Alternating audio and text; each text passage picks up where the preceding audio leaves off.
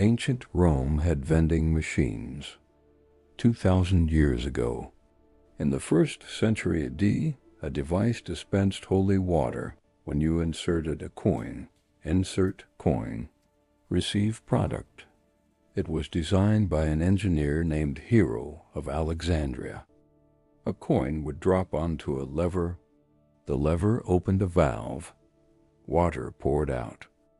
When the coin slid off, the valve closed. Fully automated. No electricity, no modern technology. Just gravity, pressure, and clever engineering. The idea of machines serving humans isn't modern.